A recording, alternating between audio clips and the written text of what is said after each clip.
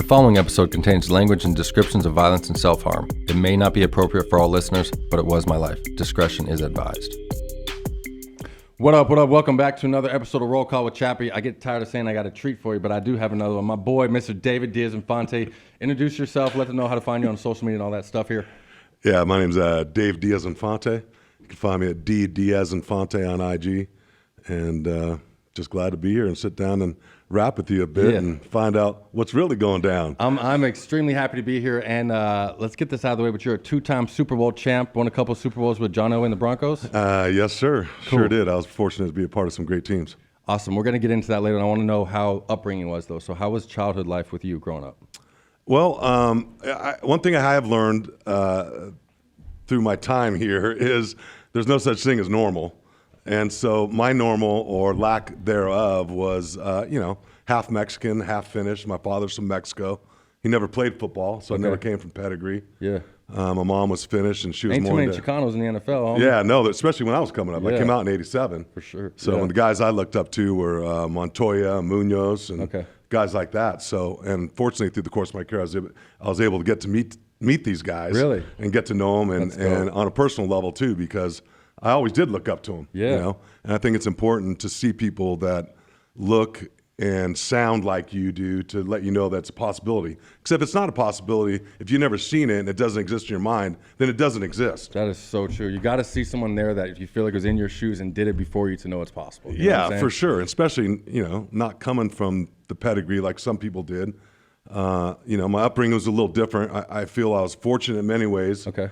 Because, my father, one of the things we've talked about before, and one of the things I can relate to, not from your perspective, but from my own, because when people are incarcerated, the person incarcerated isn't the only one affected. Hell no, yeah. So I think I was 8 years old when my dad was in jail. I was in really? Soledad in Vacaville, and started out in San Quentin, and then got moved because he also did some work for the government, and so they were nice enough to not forego his sentence, but to move him from San Quentin to, I think he went to Soledad and then Vacaville. Okay, wow. But those are my memories growing up. How was that?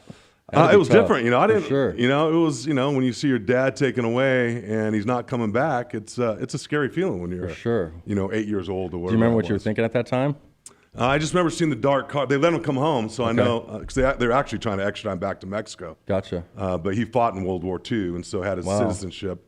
And they couldn't do that. He was a prisoner of war, escaped from the Philippines. So he's an interesting guy. Okay. A little bit of a dichotomy in terms of being incarcerated and being in jail. He also spoke 7 languages, had his PhD. Shit. Wow. Was an educated guy.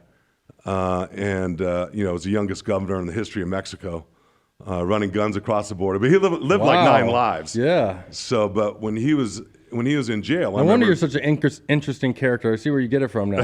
Yeah, I think he might be the original most interesting man in the world. Most man in the world, yeah. And I love him dearly, and I always have, but you learn to put things, I think in certain places, especially as a young kid, not really understanding everything. Yeah. Why things are happening. You just know that, hey, your papa's in jail, right? So, but going to visit him, was crazy. Hearing the cell close behind you, the process you got to go through. The real stuff, man. I mean, just crazy. And I guess I never realized how crazy it was until you start to mention it to your friends. And that wasn't their experience. You think it's normal, and they're like, oh, what do you mean? Yeah. I knew it wasn't normal. I guess I just didn't know how to talk about it. Or you didn't know how unnormal it was. Yeah, you're right. It was just what I was going through. And it had different effects on all different members of my family. Okay. Growing up, I had an older brother, 3 years older sister, and a younger sister of us kids that grew up together. But those years were definitely impactful because, our world changed. We went from having a lot of nice things to being on welfare. I was very fortunate, though, because the Catholic Church always took care of us because my dad was very active in the Catholic Church and did a lot of things for the Catholic Church as well. And so I think that helped ease the blow of having your father being taken away. But I was fortunate. Like I said, we're on welfare on one hand, but I was fortunate enough to get the best education there was. I went to Catholic and private schools my whole life because the Catholic Church took care of us. There you go. And so a blessing in disguise. Yeah, but I think what was really interesting about it, when I look back in terms of my career, when my career started and where it ended up, was I remember that I fell in love with the game of football. Because my dad was in jail as 8. When I was 9, you know, I didn't have anybody drive me down to the tryouts. Yeah, so I rode my bike down. No way, really? By myself at 9 years old. And I remember you had to be 90 pounds. I'll never forget it. Yeah. And this guy by the name of Luke. Luke. About 90 pounds now. Yeah, I've been 200 plus over that. So, but I remember riding my bike down there, and I wanted to play because my older brother played. And I remember this guy by the name of Lou Reed, and Frank Stanzone was the head coach, and it was the Santa Clara County Yellow Jackets. I rode my bike down there by myself, and it was probably 5 miles away or something, you know, and I rode my bike up there, and I said, hey, I want to play football. And he goes, well, how old are you, son? I said, well, I'm 9 years old. And he goes, well, you got to be 10 years old to play. And I said, but I saw your weight limit's 90 pounds, and I'm 90 pounds, sir. And he goes, you can't play. He goes, you're going to have to come back next year. So I rode my bike off and away, you know, disappointed. But I think I might have been in the best shape of my life from 9 to 10. Yeah. So I came back a year later. Oh, right. And I'd worked out the whole time. Yeah. And what you did then, push-ups and riding my bike and running and jogging is what you did back then. Yeah. I didn't know what sprint work was or anything. But I came back and started playing when I was 10 years old. And I think the thing that really stood out in my mind when I started playing ball was I thought it was fair. No one cared what color you were. No one cared if your dad was in jail. And you have like a family almost, right? It's like yeah. And no one cared if your dad was in jail. I got rewarded for what I did on the field. Yep. And at a very young age, that made a lot of sense to me. That's right. And so I was all in. I mean, and it was an interesting group. We had guys, I think, driving at 14 and lowriders coming up. Yeah. Because our coach recruited people from all over the valley. Damn. So always had some tough kids and some good teams. But that was my first I love this shit, chance man. Like football, you know? I look at just all my guests on here that, you know, I look at the success now and I'm like, I know there's always something before, but it's like, you never know what struggles they have. You know what I mean? You come from welfare and then go to the NFL, just fires me up, bro. Life does, you know what I'm saying? So yeah, keep going, dude. I just love hearing this stuff. And believe me, I look back and I think, wow, I've always wanted to do it. Yeah. I always thought about it, and I said, well, if someone can make it, you know, all your coaches call you up in a circle and go and tell you all the right things about, you know, getting your degree, your education, or whatever that is, taking value in that and bettering yourself as a person and take what you learn on the football field and apply it to your life and all those things. I remember sitting there being in the back of in the group of kids and sitting there going, well, if only one of us is going to make it, why can't it be me? Why can't it be me? And so I think my mindset has always been that. Okay. Been open to possibilities. If I was willing to work for it. For sure. And do the things necessary to get it. Okay. So that kind of started my love affair with the game of football when I was at the age of 10. So then you just went hard into that too and replaced the dad that wasn't around with football and had a football addiction, huh? Yeah, for sure. Because I found everything, you know, I got that positive role model. And your family, like I said, when you play those sports with kids growing up, like that's literally like your family, you know what I'm saying? Yeah, and plus I got rewarded for it. Mm-hmm. Like I got respect for it. Yeah. Because how hard I went. 'Cause one thing I realized at a young age, I had the ability to go hard. There you go. Like I was into it. Was your brother hard on you too, raising you? No, he was good. He was good. Yeah, like... he was close, but of course he's my older brother. So I always wanted to do everything he did. For sure. But once I found the game, I thought, wow, man, I get this. This is fair. How quick did you I know the rules. Yeah. How quick I didn't know the rules for life yet. Did you start realizing pretty quick that you were good at it, or like was it like one of those things where it happened overnight, or? I think I realized what made you good in football at a young age was how hard you're willing to go. Okay. And that's really kind of been the story. Did you get a lot of attention in high school football? Yeah. I was an All-American. We were state champions, number 4 in the country. What high school? I went to Bellarmine College Prep in San Jose, California. Okay. Jesuit school. I went there on a work scholarship, so you know I cleaned the gym and went to school with a lot of wealthy, well-off people. Yeah. And made a lot of great connections and learned a lot of valuable lessons. And I'm grateful to the Jesuits for lessons that they did teach me about. That's awesome. About asking questions, about becoming an independent thinker, about being well-read, and although I didn't take school that seriously all the time, because the funny thing was, us athletes, we didn't really have to. If I had C's, I was chilling. I just wanted to get it. I was cool being a 3.0, you know what I mean? Yeah. 2.8, 3.0. I was a 2.4. I just knew I had to have good enough grades to get a scholarship. Mm-hmm. That's really, honestly, what I did know. Yeah. And one thing, that's what I wanted. Even though we qualified for financial aid and everything because of where we were economically. Yeah. But I didn't want that. Like, I wanted to earn my own way. And I ended up even though we were so successful in high school, And I was all everything. And was it tough for you at all? Because I feel like I dealt with this a lot. Like I grew up with a ton of like little rich ass kids, man. And was it did you feel out of place a lot? Because I always feel like I was like missing something. There was like something because I never fit in with anybody because they were all rich and I didn't have money. Did you deal with that growing up, going to school with a bunch of rich kids like that or not? I think you always feel a little bit of that. Yeah. But that wasn't a major factor for me because we were all close. Cool. They all respected me, and I respected them. And was your dad still not around? No, he was back now. Okay, he was back. Yeah. Okay. So he was good. He was gone for I think. And then he was watching. Now he's watching football games. Well, the funny thing was he didn't understand football. He would never watch me play, and that was the other thing. Growing up, in he's like Little League, soccer's football. Yeah, not even that. He was a boxer, weightlifter, you know, and so he never watched me play, and that's not why I ever played. Wow. I played because I loved the game. Okay. Like I never had my parents there. Really? You know, my mom would go watch me. And my dad. And I remember we won the CCS championship in high school. And the very next day, my mom looked at me because I woke up on the couch. I slept on the couch, and we had won the championship. My mom was thinking, great, you know, and I was lineman of the year and blah blah blah. And another guy on our team was CCS player of the year, and we won the championship because we lost it the year before. Okay. And I was also one of the team captains. And my mom looked at me, and I just told her, I just want to get my scholarship. Like I was happy we won it, but I was worried about tomorrow. Really? You know? Yeah. Even at that young age, and everyone thought I was going to get offers from everybody. And they didn't? And that was the assumption. No, I only had 2 offers. I only had 2 offers. When did you get those offers? Was it towards the end of the year too? Yeah, it was. I didn't have it. Not like now where you get offers your sophomore, junior year. But everyone thought, dude, you could go anywhere.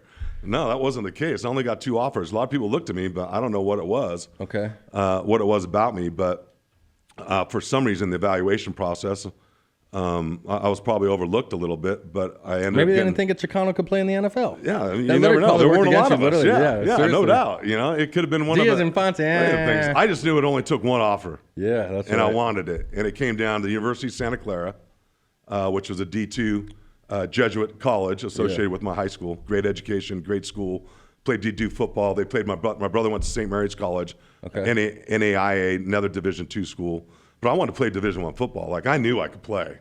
Not maybe I was the only one. Yeah. But and you were offensive lineman the whole time? Yeah, offensive lineman, linebacker. I actually went to San Jose State as a linebacker. Gotcha. So the one guy that offered me a scholarship was Jack Elway at San Jose State. And I always remember coming home that day, like they were coming to my in-house visit, right? And our house wasn't very nice. You know, and I knew that. And I was a little embarrassed about it. Yeah. And I thought, then I'm thinking, here's my dad from Mexico. He doesn't play football, never played football. You know, what are they going to have in common? And I'm thinking, you know, your 18-year-old mind is sitting there going, what if they don't offer me a scholarship? You know, and that's fear, right? That was my fear. It always attacks what you want most. Absolutely. And that's what I wanted. And so I remember driving home so nervous, thinking, oh my God, you know, our furniture isn't very nice. We got this bright blue carpet, you know. I don't know. It was not very nice. Yeah. And I'm sitting there going, what if he doesn't like me or my dad or us? And when I walked in the door, I'll never forget this, because there's always people that are for you, not just with you. And I think there's a difference there. And Jack Elway was always for me. And I realized that when I walked inside the house, I walked inside and they were both having a cigarette. They were having a drink. And they were laughing their asses off. No way. And enjoying. And I realized right then, Jack Elway didn't care about my house. Jack Elway cared about me. And I told him right there, I go, you'll never regret the day you gave me the scholarship. And I went on to start 4 years in college. No way. And was team captain, and we ended up winning the How cool was that conference moment? championship. How cool was that moment? Oh, it was great, just because, I mean, I got what I wanted, right? And what do you feel? Because I thought I was going to go to the leagues, all that stuff. And I never got to. I didn't finish high school or any of that stuff. And I always thought, like, God, how cool to be when you get a college scholarship and then get drafted. And you know what I mean? Well, I'm going to tell you a little secret. Please. And I think there's some wisdom in it. I always tell my buddies, friends, and I've gone out. I always feel like I owed somebody something because people cared about me and my family when they didn't have to. You know, and I think that's important. I feel like you got to give back. Yeah. Right. And so that's always been a big component of my life. But I realized, I tell people, you know what my secret was? I was just dumb enough not to quit. Yeah, that's right. I go because everyone else says, you know, 2 plus 2 equals 4. Well, what about 1 plus 1 plus 1 plus, there's different ways to get to 4. Yeah. I go, and everyone has an answer for it. Even when I was, there are plenty of times, and we'll discuss it a little later on in my career, was where I had been cut 8 times, and people were going, dude, give it up. You've been a great player. You're All-American in college and everything else. And I'm going, that's fine, but it's not your dream. It's mine. Mm-hmm. I know I can play. Yeah. And so I always kept that in mind. So being just dumb enough not to quit is being just smart enough to get what you want. To make it work. That's where I like that. So I always look back on that. Cool. So, all right, now, college, you do 4 years, get a degree? Yeah, 5 years. 5 got years, my degree in social science, studies and behavior. I had a lot of stuff I had to figure out. Help me figure out my and behavior. I still haven't after figured this it out. Yeah. I'm still learning to this day, and I think that's a key. All right, what drafted? When were you drafted? I was not drafted. Really? Yeah. Okay. I wasn't drafted. Did you think everyone thought I was going to get drafted too? All right, let's get into this stuff too, because you probably wanted to give up a little bit before you didn't get drafted too. Oh no, right? I wasn't giving up, No? man. There was times before where I thought I was thinking about giving up. Okay. After that, but take me through all this stuff. 'Cause I like the downs and all that stuff. It's just as much the highs. Well, here's what's funny, is we go through this career and we went from 2-8-1 my junior year, terrible. I had a bunch of injuries. Probably played the best football I've ever played in my life, but we weren't very good. Yeah. At a school like San Jose State, when your depth is tested, your weakness is revealed, and we didn't have that great depth. Okay. But the following year, we always recruited a bunch of JUCO guys. We had just a few enough street dogs. I was one of the few freshman classes they brought in, me and 5 of my other buddies, 6 of my other buddies. And so we kind of formulated the core of that, and 4 of us ended up being team captains together. Okay. And I remember the first day back for our senior year, calling a team meeting going, hey, look, they don't know no one thinks we're going to do anything. I'm telling you right here, we're going to win it all. They don't know who we have in our room. Yeah. I just knew it. Okay. And so that's what we took off. We ended up winning it all. We went from 2-8-1 to 10-2, one of the biggest turnarounds in San Jose State history. Wow. We were Sports Illustrated. Sports Illustrated used to be a big thing back then. Yeah. It was, now it's all digital, but to have we were a Sports Illustrated Game of the Year. We beat Fresno State in overtime. So we had a lot of accolades. We had Mike Perez was a Heisman Trophy candidate, our quarterback. He was a year younger than me. Okay. Phenomenal player. And so we had some great players, some great leadership on that team. And so we were fortunate, and it manifested itself on the field. Okay. And so, again, after our bowl game, we won our bowl game in Fresno, California. That was a high. It wasn't the Rose Bowl. Yeah. It was. I think it was called the Cow Bowl. Okay. California Bowl, and we made a Chick-fil-A video. Gator Bowl. Yeah. Yeah. This was just a Cow Bowl, but we made a video kind of like the Chicago Bears did. Okay. Because we ran that 46 defense, and back then no one knew how to block it. Okay. And we number 1 offense in the country, led the nation in tackles for loss and sacks. We were just blitzing the shit out of people. Okay.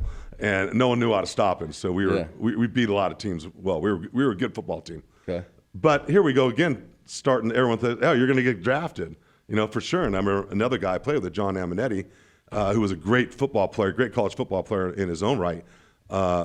Big Portuguese guy. I mean, came in as a freshman at 6'3", 275, and looked like he was ready for the NFL then. Yeah. I wasn't quite that guy. I came as a linebacker, switched over to offensive line during my redshirt freshman year. Okay. But again, we're about, you have an agent, and the papers are all priming for the pros. I write this big article on us, and someone just sent me the cover to that magazine a little while ago, and it shows 2 of us like this and priming for the pros, that, hey, we're going to get drafted. But when you start hearing 6th round, 7th round, and there was 13 rounds or 14 rounds back then. It's not 7 rounds like I didn't today. even know that, So I didn't even get drafted when there was multiple rounds past the 7th round. How dare you? So, but anyway, so my buddy goes, hey, the press wants to come over our house, and be there, when we get drafted. I'm going, oh, man, I don't know, because I knew there was a possibility just because I don't know, I was pretty realistic. Damn, that's a lot of rounds. I'm still going to get drafted, right? And so anyways, we go over his house. I go, sure you want to do this? And sure enough, neither one of us get drafted. And I had that picture from the front page of the San Jose Mercury News, and it said, waiting for the call, ... It never came. And, in those days, it was the phone was in your kitchen on the wall with the long cord, right? And I remember it was sitting there. Days. So I cut that out. We had our apartment downtown San Jose. I cut that picture out, and I put it on my door, so I had to look at it every day when I was training.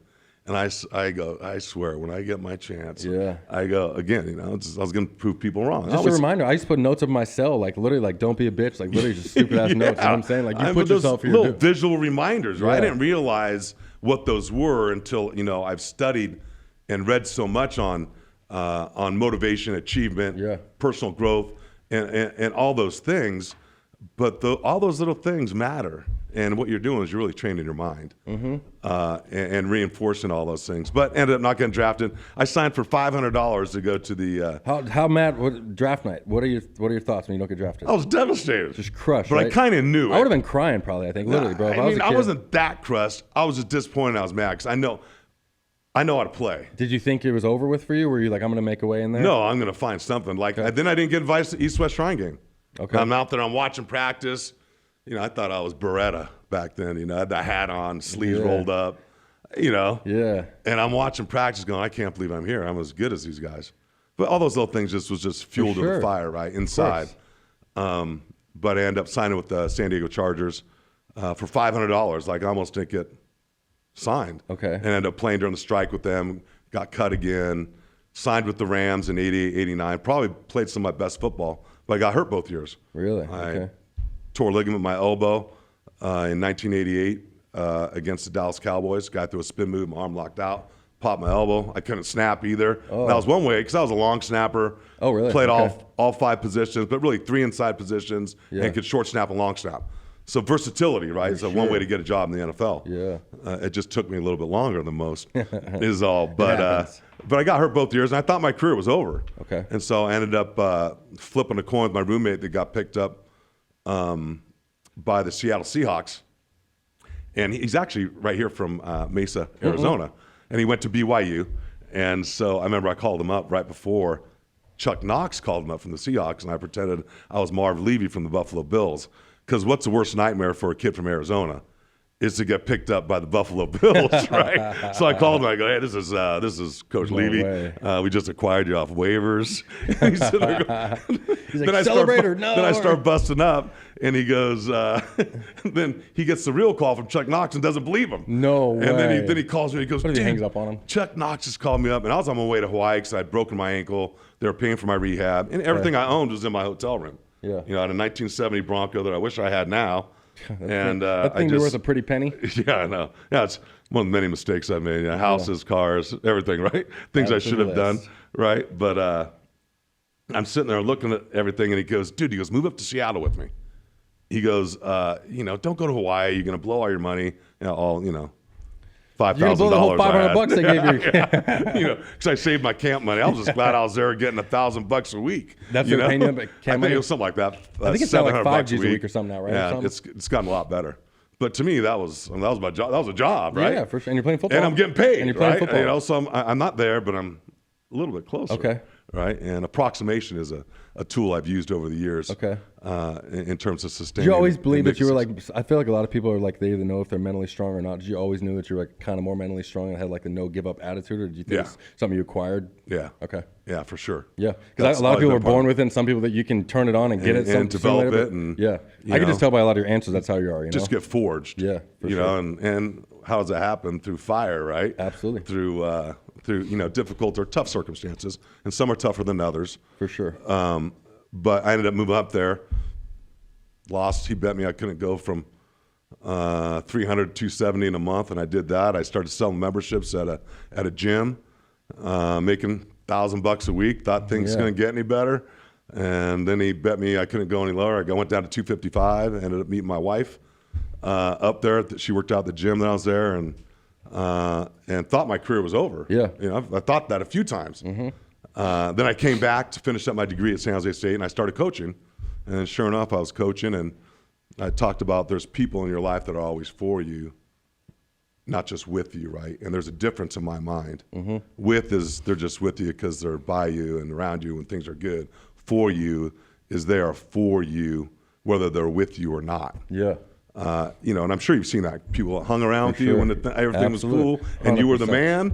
And there's people that are with you and for you at your lowest moments too. 100%. And you learn those distinctions as you grow up. Yep. Usually the hard way to find out. Yeah, no doubt. Yeah. I'm still learning to this day. Absolutely. That's a great thing about life is the lessons are never over. For sure. Don't stop. Yeah, for sure. And so I ended up coming back, and Jack Elway, the World League starts, and he called me when I was coaching. He goes, I go, hey, coach, I'm coaching. And he goes, you can coach when you're done playing. He goes, you're not done playing yet. So I went there, put the weight back on, started playing. Played 2 years for the Frankfurt Galaxy in Germany and just had a blast. And how was that? Made $3,700 a week. There you go. I thought life couldn't get any better. Yeah. How was Germany? Oh, it was awesome. Cool, right? It was great. There was a big military presence there, and we were rock stars. Oh, for sure, right? I call my buddies in the NFL. Like, dude, I may not be getting rich, but we are rock stars over here. And it was a blast. We sold out stadiums. Made a lot of great contacts, and in fact, one of the contacts was I met a guy from Procter & Gamble. Just learn how to handle yourself, and I think that came from, one, my upbringing from my parents, but two, my education by the Jesuits is knowing how to shake people's hand. A lot of things I think you take for granted, but unless you're taught those things, you don't know them. You don't know what proper behavior is unless someone shows you an example of what it is and why it is. Yeah. And so I think a lot of those things being open, making connections. I was actually offered a job at Procter & Gamble and a European assignment. Really? When the league was over after our second year. Okay. And this guy was great. And Procter & Gamble is one of the best training programs like in the country. They're known for that. And European assignment, they pay for your housing. They said, hey, we'll get your wife, she's my girlfriend then, get her a job on the base. So you got zero expense. They pay you great money. I would have had Spain, Germany, and Italy. I mean, that'll work. Pretty good, not bad. You know, sometimes I still wonder about that. A little bit, not much. But he goes, you got to tell me one thing. He goes, you got to tell me you're done playing football. I remember laying there going. How long had you been playing at this time in the league? I'd been in the World League just 2 years. Okay. And I'd been with the Chargers in '87, the Rams in '88 and '89. And I thought I was done, though. I mean, how many chances you get? I mean, it's logic tells you you're probably done. And people tried to tell me that when I was coaching. Some of my good coaches logic, done a great job. Yeah, you know, give it up. You're going to be a great coach. Yeah. You know, but I still said, you know, it's my dream, not your dream. For sure. Right? And so we go on and end up keep on playing. The league folds. So I come back in '93 and I'm coaching again. And I go back and the 49ers offer me a contract. I went to minicamp without a contract. Then they offer me a contract. I mean, maybe I got $500 again or $1,000 or something. But I thought maybe my last chance ever. So I might as well do it. The only tough thing was it was in my own hometown. You know, in San Jose, the San Francisco 49ers. They practice in Santa Clara. Yeah. Training camp's up in Sacramento. And I thought, wow, you know, and one thing I learned about human nature is when someone tells you there's a 99% chance you're going to fail, human nature tells you not to do it. But once again, I was just dumb enough not to quit. Smart. And I went ahead and did it. And I thought I may never ever get another chance. And I know I could play. Yeah. Now, you know, that's my inside voice because after you've been cut a few times, people start to look at you like, hey, you're a little crazy, dude. Yeah, for sure. I go, but my inside voice said so. Have you watched your videos, bro? Right. Yeah. And so all of a sudden, I do it. And then my hometown paper asked me to write a journal about it. So then I got documented my experience of there's a 99% chance I'm going to fail. Yeah. So I write this thing and it goes on. And I end up, but what I told myself is I'm going to go.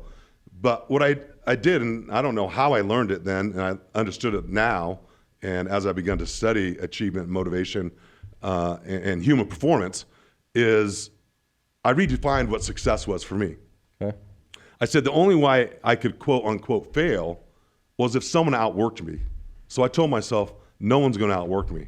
And I gave myself little ways to win every day. Approximation. Mm-hmm. I didn't know what it was then.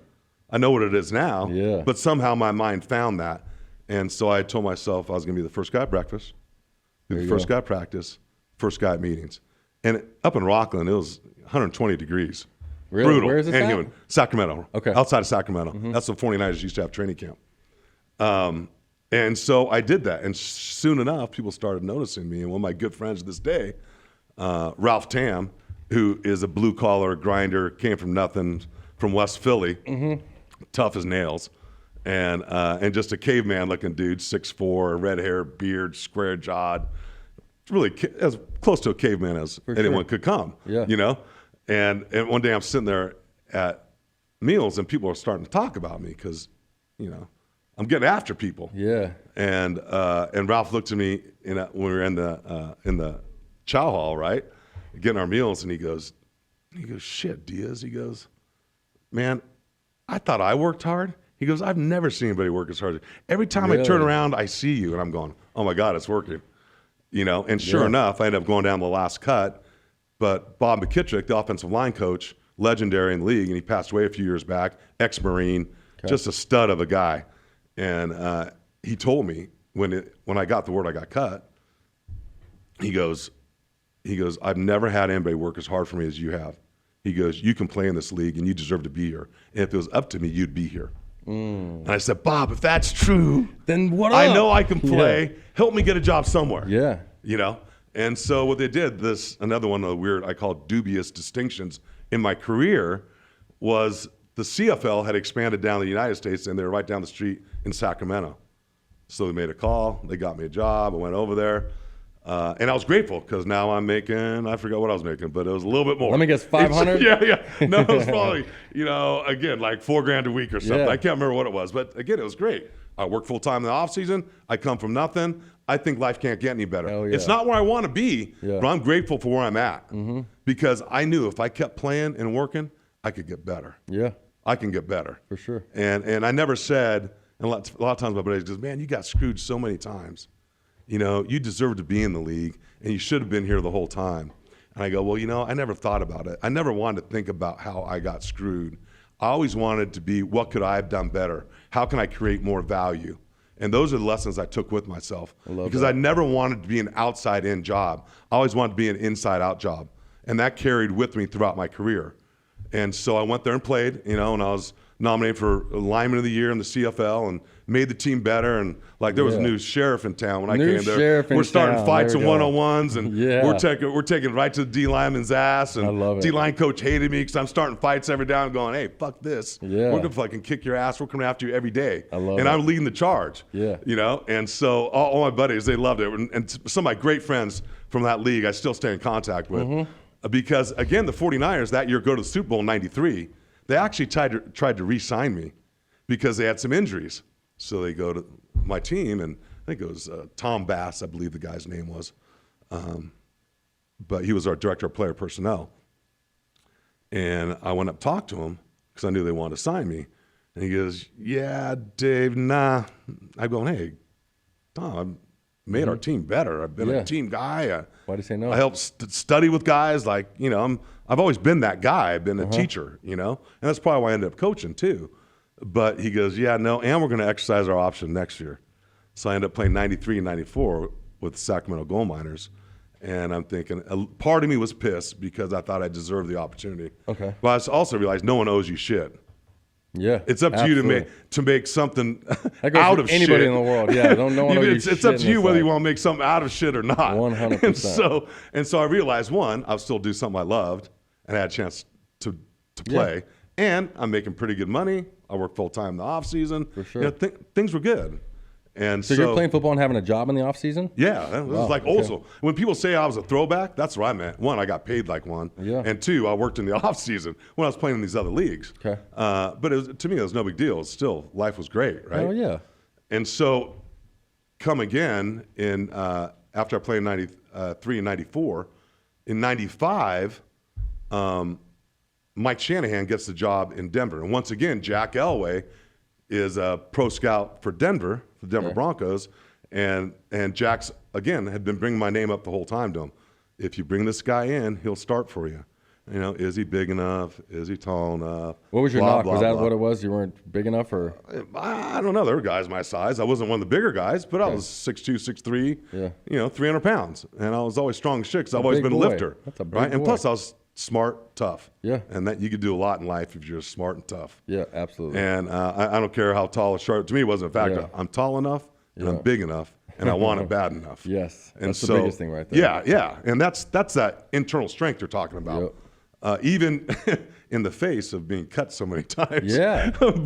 And that's when your resilience is really tested. It could make you stronger. You know what I'm saying? Yeah. Like your lows aren't as low because you've been there. I really did learn that later on of some of the skills that I developed out of necessity. Yeah. And so Mike Shanahan gets that job. Jack Elway's bringing my name up again. And from that quote unquote failure with the 49ers in 1993, Mike Shanahan sees my name on the board, and he called me, he goes, no. Hey, Dave, everyone talked about you in the 49ers. You should have made the team. He goes, I need players like you if we're going to do what we're going to do. I'm getting ready to sign a 3-year deal in Canada, be, I think, one of the highest paid linemen there. Wow. It wasn't that much, but still, 3-year deal. It's me and my girl, and help take care of my mom, and and I'm thinking, do I take the sure thing? What's your family telling you at this time? Or they just want you to keep riding it out too? They were always in my corner. You know, they knew I was just dumb enough not to quit. And I've always been, play. I don't care what you say. Like Jack Elway told me, he goes, you put him in the phone booth with somebody, he's coming out. He goes, that's what I'll tell you about the guy. Yeah.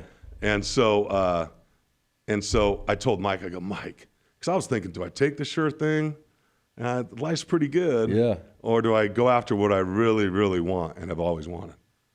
And sure enough, we decided, as a family, and wife goes, no, you got to do it. We'll always be fine.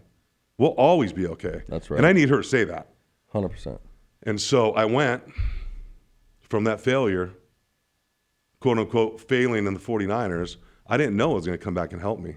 So how you handle yourself and how you perform and people watch how hard you work, that is never a waste of time, whether it works out or not. Yeah. And so because of that, Mike signed me, changed the course of my career. I go to Denver. I become part of one of the greatest offensive lines in the history of the NFL. We win 2 Super Bowls, and my life changed forever because I was just dumb enough not to quit. Damn, bro. Crazy. Yeah, that is crazy. Yeah, and football. I was hearing the story. I was like, where do we get to the Super Bowls and shit like that? Yeah, I mean that's like the I love icing that on shit, the though. cake. You know what I'm saying? Though, Even us, we all think you made it to the NFL, your life's set. You don't have to do anything for the rest of your life. You don't think of all the struggles and troubles. Wow. Okay. Well, that's why I've spent a lot of time talking to young kids, and I've done a lot of public speaking to companies and stuff because I really began studying this stuff and learning some of those principles. One of the things I learned is that once you begin to view obstacles and obstructions and failures as there for your benefit, it changes your life. Because you realize that, but it requires faith. Yeah. Knowing that you're going to make it, faith in God, or whatever your faith is in, but knowing there's something bigger and better on the other side. Yeah. Then you can sit there going, wow, this is kind of gnarly right now. Yeah. I don't know if I'm going to make it, but fuck. I'm going to enjoy the ride because I'm in it. For sure. Right? And it's making me stronger, wiser, and better. So those things, those are some principles I learned. Just like approximation. You got to give yourself little victories. I mean, give yourself a break. Yes. And mine, when I created those, I was stacking wins all day. Showing up first to breakfast. Yeah. Showing up first to the weight room. Being the and first one to meetings. And just for people that are working too, that goes like your boss, they notice who comes into work on time, who's always late. Like, and those are things you can control. Absolutely, for sure. And then you're sitting there being good to yourself instead of beating yourself up going, shit, I got cut again. Dude, I've been cut 8 times, I think. I think I lost track. I don't know if that's a record. And then I was the youngest guy to ever make his first start at the age of 32. Wow. Against John Randall in the Superdome. John Randall. Yeah, he's in the Hall of Fame. Yeah. Great guy. Ended up playing him a few times in his career. Great player. But it was billed as the biggest mismatch that week in the NFL. And so, the TV crews the night before, they interviewed me. I'm getting my first start the week before in Cincinnati. Mark Schlereth got hurt. And I went in and played for him. Yeah. Right? We were roommates all the years. One of my best friends from football and anywhere. What's he doing? Is he still on the radio now? Yeah, he's still he's with Fox now. Was at ESPN for a long time. But we were roommates in training camp when we used to room together. And that's when training camp was real. And ours was even a little bit better because Mike was kind of ahead of his time in terms of how we practiced, but still miserable. And misery loves company, and we were miserable together as you're going through training camp. Yeah. But that's where you forge your friendships and everything else. And so we go up until we go to play that game, right? So the week before he gets hurt, and I play really well. We win the game. It's Elway, Eddie McCaffrey in the corner, another comeback. I'm a part of that. I'm sitting there going, wow, this is really happening. Are you like, how am I here? And I'm played really well against, Big Daddy Wilkerson. The guy's massive, right? Yeah. And all of a sudden after the game, and Stink is the one that told me, he goes, you don't understand how well you played. People don't come in and play that well. And I ended up starting the next 7 games on our way to our first Super Bowl 32 in 1997. And I played really well, But I had been practicing for this my whole life. Yeah. And I've always played well. Like, I've been I know how waiting to do play. this. Like I know how to win one-on-one. Yeah. And I was smart enough to understand the context of our offense. I also played with some great players. For sure. But that first start against John Randall, I mean, there was a lot of pressure. How on badass me. was that dude, honestly? No, he's dude, an animal, bro. Yeah, no, dude, he's like the real deal. Yeah. That's why he's in the Hall of Fame. For sure. And so we walk into meetings that day after I play on Sunday. We come in on Wednesday because you have Tuesdays your day off in the NFL. You know, you lift and run on Mondays, get the soreness out. Coming on Monday, an offensive line coach, legendary Alex Gibbs, walks in. He goes, because my nickname was Doc, because I knew all the offense. I helped teach young guys it. Okay. And he used to call me a lot of worse things, but Doc stuck. And all the guys that played with me. I've been called some bad names before, yeah, too. Yeah. And believe me, he addressed me. He undressed me. Really? My first mini camp in Denver, I thought I was done.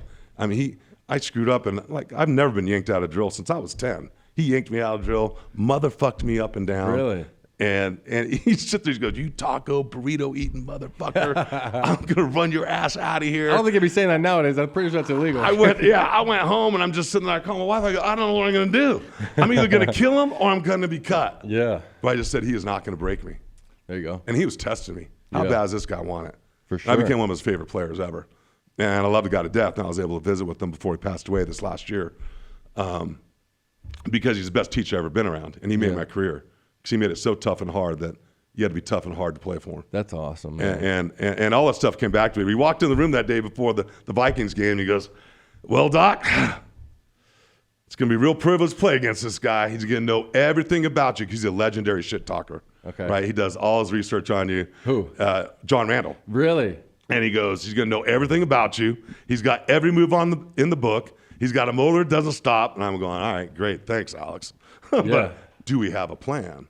And so we end up going to play him through the week. And I'm nervous. And the TV guys interviewed And the whole him. week you're thinking about John Randall, you're like, for what is going on? Right? Yeah. Like my stomach's a little nervous. I ain't scared to say it either, you know? And plus the paper, the USA Today, writes a big article going, "This is the biggest mismatch in the NFL. Who the hell is this Mexican kid from San Jose that's been cut 6 times in?" Yeah. And I'm sitting there going, "Well, shit, maybe I don't belong here." You know, sure. We all have doubt. I just never let doubt or fear become my predominant way of thinking. Mm-hmm. It all enters at some point in time, but you have to dismiss it and put it in its proper place. Absolutely. And so we go there for the game, and night before they're interviewing me, right? And they're asking, and I'm going, "Well, I don't really know, but he's gonna get everything I got, you know." And so the night before, I call my older brother, and I can't sleep. I mean, my stomach's upset. And I'm not that kind of guy. In the game back then. What's too. that? He was the baddest lineman in the game. Oh, yeah, no, he's the dude, right?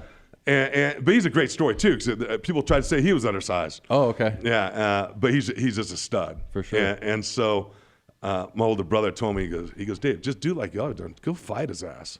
Just go fight him." Yeah. So I'm in the morning, and we have issues getting to the game. Me and Stink are there, and we're trying to get there. There's snow everywhere. I'm nervous. I'm going to be late, and finally we get there, and we go for pregame, and the national anthem's playing, and John Randall's, he always painted his face, right?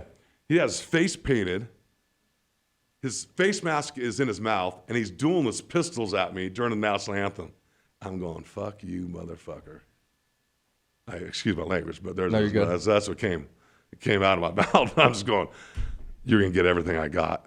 And I'm just sitting there going crazy. And we come out the first play. Honestly, in your mind, are you thinking, "Fuck, what am I getting myself into?" Or are you thinking, "I got this"? Honestly. Somewhere in between. Okay, yeah. You're like, this could turn out okay. Sure. Yeah, all right. To be perfectly honest, somewhere in between. That's honesty. I respect that. I mean, I've always been a pretty tough guy, but for sure. I mean, there's a lot of people counting on me, and but I'd rather have it be me than anybody else. For sure. That's why I always looked at that stuff. Okay, if anybody's gonna be in that spot, I want it to be me and not someone else. That's cool. I'd rather bear that burden than anything else. But I also had good players around me. Yeah. Tommy Nalen, who should be in the Hall of Fame. Gary Zimmerman, that is in the Hall of Fame. And our first play, we're running outside zone because that's what we did, right? This is what Denver Broncos do. We run the ball. We're physical. We're going to cut your legs. We're going to come after you all game long. And so we come off the ball, and he's. Did you have Davis back then, or when what's was that? Did you have Terrell Davis back then? Or TD, phenomenal. Right, Howard Griff, John Elway, McCaffrey, Rod Smith. You look at the guys we had. We were actually pretty good, for sure. But no one really knew how good we were then. We historically look back, we were very talented. You know, and so we run the first play. It was zone left, and I think it was 19 handoff force. Right, so it means we got a lead back. We run the strong side. He's the 3 technique over me, and I come flying off the ball. And at the end of the play, first of all, he's starting to talk shit. He goes, "I couldn't even find anything on you." He's like talking like Who are you? I don't even know your name. So there's no film on you. Yeah, there was the anti-talk shit talking. Yeah. Right? And so you're such a no-name, I don't even know you. I'm going, fuck you, motherfucker. So I come flying off the ball, and the play, I just start swinging. I'm going crazy. I come back to the huddle. I'm sitting there, I go, all right, boys, I think I may have pissed them off. No way. Yeah. But the game goes on. We win the game. 0 tackles, 0 sacks. Shut up. And we win the game. It wasn't the Bengals that Eddie McCaffrey caught the touchdown. It was the Vikings game. Eddie Mack makes a play. We win the game. No way. We beat the Vikings, and everyone's just so excited for me. I wasn't so happy for myself. I just didn't want to let my team down. Yeah. That's why I was stoked. You know what I mean? There's a difference, right? It wasn't about me beating them or winning that battle. It was about me not letting the team down. Yeah. That would have crushed me. For sure. And that's what I couldn't allow happen. So it was always something bigger than yourself. So one of the things I learned about that game and in this story of my career was you can do anything you want, but you have to be tied to something bigger than yourself, right?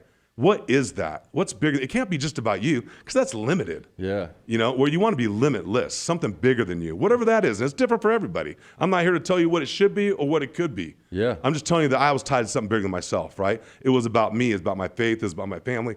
It's about my son that wasn't born. All that kind of stuff, right? Yeah. It's like, I'm going to kick this guy's ass. Yes. I'm not going to let my team down, right? Yes. And then you got to have a plan. But you could do everything you want in your life. At that camera telling but if you don't, you got to have a plan. Right? You got to have a plan, right? And then you got to seek the help of others. You can't, the greatest things you ever do in life are never for yourself or by yourself. You ask anybody that's lived any amount of time, they're going to tell you. That's not what it's about. It can't be just, I'm a badass. You need the help of others. For sure. Because when people do stuff together, that's what life's all about. Absolutely. And so those are things I've learned through the game and coaching. And so my career's been all over the place. Yeah. I mean, it's hard even for me to recount sometimes. For sure. They ended up playing for the Eagles in '99. What are those moments that when you finally win the Super Bowl? It's like, what are you thinking? It was unbelievable. How did I do this? Right? Well, I tell you what the biggest moment was, and you talk to other Super Bowl champions, but to me, when it became real, was when we beat the Pittsburgh Steelers in Pittsburgh. Okay. We had lost them a few weeks before. We came back and beat them on their home turf, and then all of a sudden going, oh my God, we just won the AFC Championship. We're going to the Super Bowl.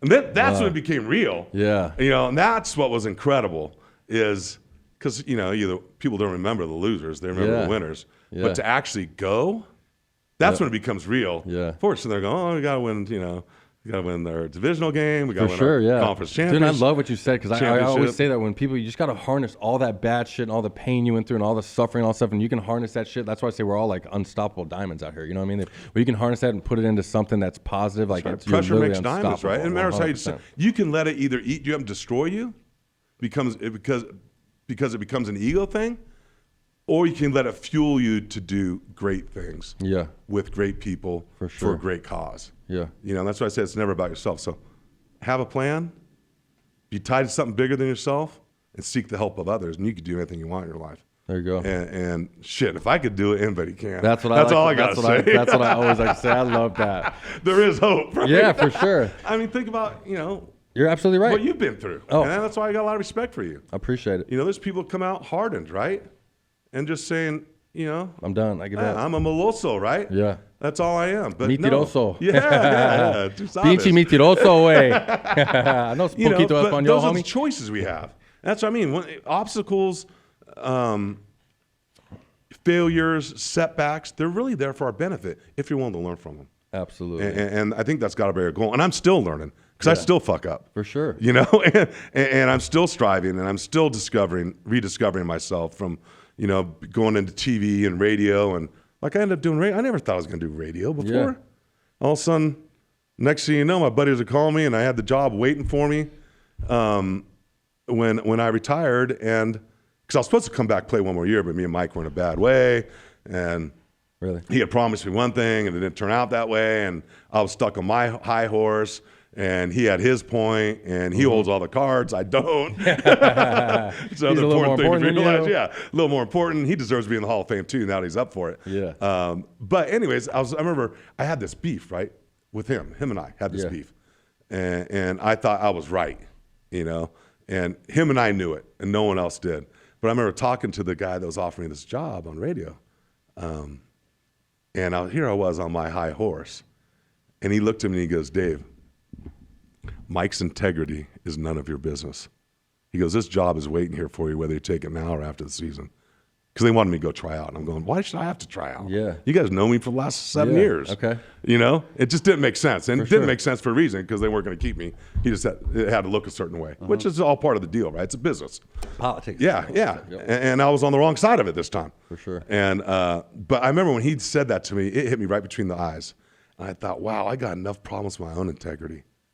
I go, I got to do what's right for me. And if that's going through this tryout and doing it to get one more year, and then I'm going to do it. If it doesn't work out, then it doesn't work out. But I got to be true to myself. That's right. And follow my path.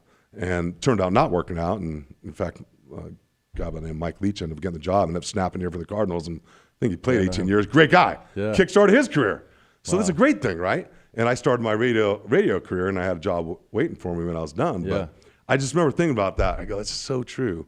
Here I was thinking I was on my high horse, and I got problem. I got worried about my own integrity. I can't worry about someone else. It's none of my business. Yeah. What am I going to do right now? And that's one of the lessons. Like I said, I'm still learning.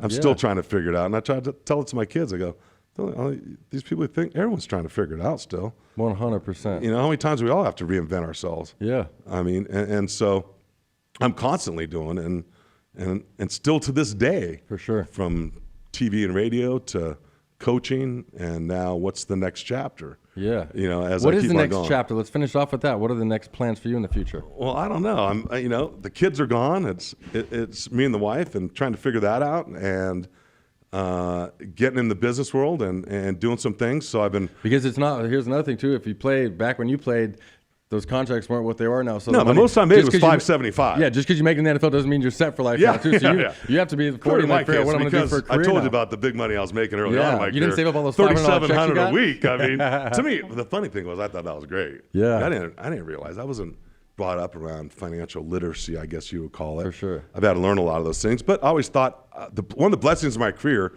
is I always worked in the off season, so I developed myself outside the game. Okay. So even though it sucked not being where I knew I could be and knew I could play, one of the benefits was I felt pretty comfortable. I worked for a title company. I substitute taught. Okay. I was able to do a lot of things. I've still done a lot of things. I've done radio and TV. I've sold my own show. I've done those things. I've coached in the NFL. I've been out the last year and a half, 2 years. So that's another chapter that's closing. But, I'm talking with good friends and got my insurance license and working on some of those things and working with a couple of different relationships. I want to plug you on that too. If you want to give your little plug for your life insurance thing, for any of my followers want to hit you up on that stuff. Yeah, just hit me up on IG. We're doing life insurance and IULs and term policies, but really focusing on my network and for sure doing some of those things and working with a couple different companies. So we're doing that, and I'm trying to build an agency that way. Yeah, we're doing some credit card processing. Yes, with a company called MyCamp, and so. Just different verticals and like trying to learn. Else, I guess the biggest thing I realize is residual income, right? Yes, that's where it is. And seeing that happen and people are successful in it, and I knew about it a little bit early on in my life. It didn't really make sense what I was doing. Yeah. But now I'm sitting there going, boy, if you were to do something, you want to build something that lasts. And is there whether you're in the office that day or not. Absolutely. Or whatever it was. But having your own autonomy, I think, is really and you had no spoon at. out or hand out for this shit. You're just figuring it out on the fly and talking and literally networking, trying to figure out what the hell's going on to anybody in the world can do. That's some of my good friends anybody that are can do, doing it and emulating them and asking questions and not pretending like I know everything, but listening. Yeah. And then going, hey, so how does that work? And the credit card processing is the easiest thing in the world. I'm not even joking. Anybody that knows someone doing processing, like literally shoot me a DM or a text. I'll save them thousands and I'll literally pay you for it too. Exactly. Yeah. And that's the message, right? Yeah, exactly. And it comes. You're saving people money and then you get paid off it too. Absolutely. So I always thought about creating win-wins in my partnerships and friendships. Like, I don't want to be a taker. For sure. Because I've seen that and I've never liked it. Yes. And what's tough of leaving the locker room and that environment is walking to another world and think people act or function the same way. Yeah, and it's not. And I've learned some hard lessons that way. For sure. I've also made some great friendships. Yeah. But shout out to Dane Lomax. Yeah, no doubt. Yeah. Dane has been a friend of mine for 25 years. And you're claiming him for that long? Yeah, I know. Not too many people do, but Dane I Lomax do. Is one of my favorite human beings. I always give him a shout out when he's in the studio today. He's too big time. He doesn't even do Instagram that well. So.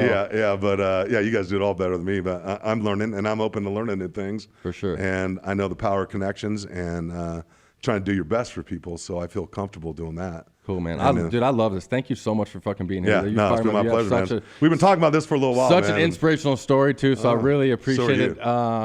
Just say bye to all my fans, man, and thank you again for gracing us with your presence, buddy. Seriously. Really a pleasure been mine, and just remember, sometimes you got to be just dumb enough not to quit. Absolutely. Thank you guys for tuning in to another episode of Roll Call with Chappie. Have an awesome week, guys. Thank you. Peace.